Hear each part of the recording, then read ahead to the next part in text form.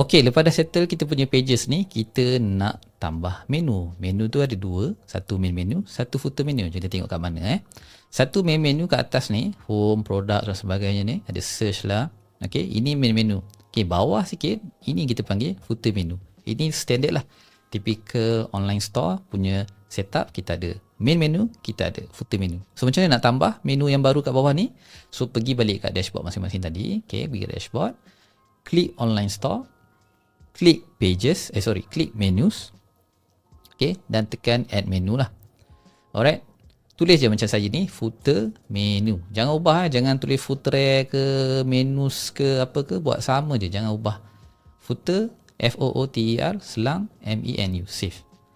Okay, and then kita hanya perlu masukkan saja pages-pages yang kita dah buat tadi lah.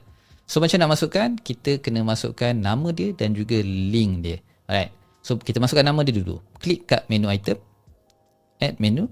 So katalah tadi kita dah buat tadi refund policy. Okay. Lepas tu link kan, betul tak? Link dia mana dapat? Okay, link dia kalau buka balik tadi yang kita dah buat preview tadi, nampak tak kat sini? Shopper Go demo bla bla bla /pages/refund policy. So anda boleh copy the whole thing atau anda hanya perlu kalau nak senang practice, ingat, hafal, copy je bahagiannya /pages refund policy. Right? So paste macam ni. Pastikan ada slash Okay, tekan add. Alright. Okay, kalau tak jumpa mana tadi cik lupa dah hilang lah kat mana menu pages tu. Okay, klik pada pages. Okay, klik je katalah shipping policy ni. Tekan je button preview. Okay, and then copy lah. Copy je macam ni. Ini tak payah belakang-belakang ni ada key ni semua tak perlu. Copy macam ni. Okay, pergi balik dekat menu tadi, footer menu, menu item, tambah je satu lagi iaitu shipping policy.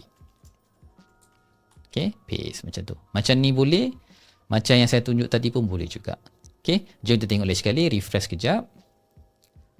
Okay, cuba turun bawah sikit, ada tak refund policy dan juga shipping policy. Okay, cuba klik. Kalau klik tu tak ada keluar error ke 404 ke apa, maknanya dah betul lah tu. So kalau ada keluar error, salah ke apa, maknanya selalunya sebab kita salah masukkan link lah. Contoh mungkin ni, contoh lah saya tulis kat sini, mungkin saya terbuat macam ni, page.